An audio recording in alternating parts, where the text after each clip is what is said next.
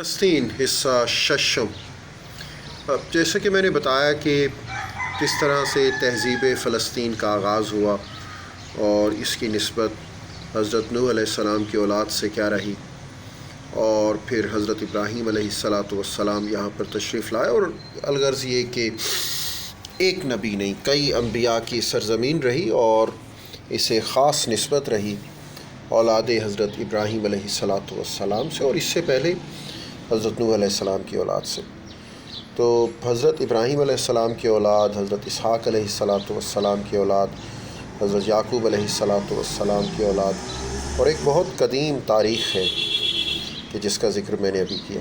اور نہ صرف یہ کہ یہاں پر انبیاء کی سرزمین ہے، یہاں پر بہت بڑی بڑی حکومتیں بنیں، بہت بڑے بڑے بادشاہت آئیں، اور یہ وہ بادشاہتیں تھیں جو کہ خاندان نبوت میں چل رہی تھی۔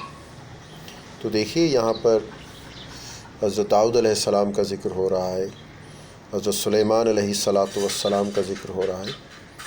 تو اب ہم کچھ ٹرن آف دا ہسٹری کی طرف آتے ہیں۔ 598 بیفور کرائسٹ، 598 قبل مسیح میں بابل کے بادشاہ بخت نصر نے حملہ کر کے یروشلم سمیت تمام علاقوں کو فتح کر لیا۔ یہ واقعہ حضرت سلیمان علیہ السلام کی وفات کے بعد ہوا۔ حضرت سلیمان علیہ السلام کی وفات کے بعد فلسطین کی ریاست سامریہ اور یہودیہ میں بٹ گئی تھی، اور یہ آپس میں لڑتے جھگڑتے رہتے تھے، حتیٰ کہ جب بخت نصر نے 598 قبل مسیح میں حملہ کیا تو اس نے سارے فلسطین پر قبضہ کر لیا، اس نے یروشلم پر بھی قبضہ کر لیا، اور سارے شہر کی اینٹ سے اینٹ بجا کر بادشاہ اور ہزاروں شہریوں کو گرفتار کر کے بابل میں قید کر دیا۔ یہ بیبیلونین تہذیب کے جو آپ نے ذکر سنا ہوا۔ 539 قبل مسیح میں ایران کے بادشاہ خسرو نے بابل کو فتح کیا اور قیدیوں کو رہا کر کے لوٹا ہوا مال واپس یروشلم بھیج دیا۔ تو 598 بیفور کرائسٹ دیکھیے یہ واقعہ ہوا، اور اس کے بعد 539، یعنی یوں سمجھ لیجئے کہ تقریباً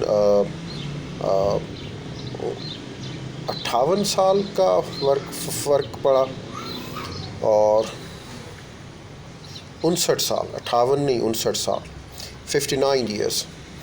تو 59 سال 59 ایئرس کے بعد 59 ایئرس تک یہ بخت نصر کے تسلط میں رہے، بخت نصر کی قید میں رہے، بخت نصر نے مال لوٹ لیا، بخت نصر نے ان کو قید رکھا۔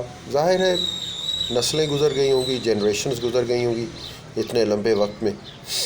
تو پھر اس دور میں آ کر ایران کے بادشاہ نے، جس کا نام خسرو تھا، اس نے بابل کو فتح کیا، قیدیوں کو رہا کیا اور لوٹا ہوا مال واپس یروشلم بھیجا۔ تو یہ وہ مشکل وقت تھا، کڑی گھڑی تھی جو کہ بنی اسرائیل پر رہی۔ 332 قبل مسیح میں یروشلم پر سکندر اعظم نے قبضہ کر کے، سکندر اعظم نے قبضہ کیا 332 بیفور کرائسٹ، اور 332 میں اس نے قبضہ کیا۔ 168 قبل مسیح 168 بیفور کرائسٹ، یہاں پر ایک یہودی بادشاہت کا قیام عمل میں آیا، لیکن اگلی صدی میں سلطنت رومن امپائر نے اس کو شکست دے دی اور اسے اپنے زیر کر لیا۔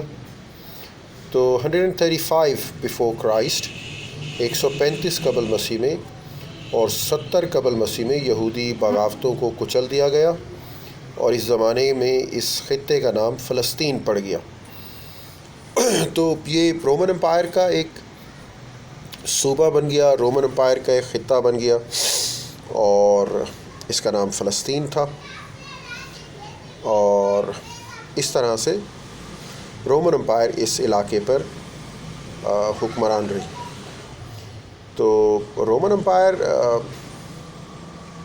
جو تھی ان کا ایک اپنا مذہب تھا، یعنی نہ تو وہ یہودیت کو مانتے تھے، اور عیسائیت تو خیر ابھی آئی نہیں تھی، اور ان کو ہم پیگن بولتے ہیں، یعنی وہ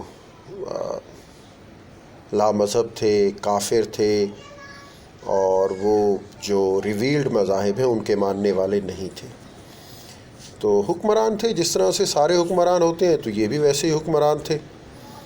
تو انہوں نے ظاہر ہے بنی اسرائیل سے اپنا اچھا رویہ نہیں رکھا.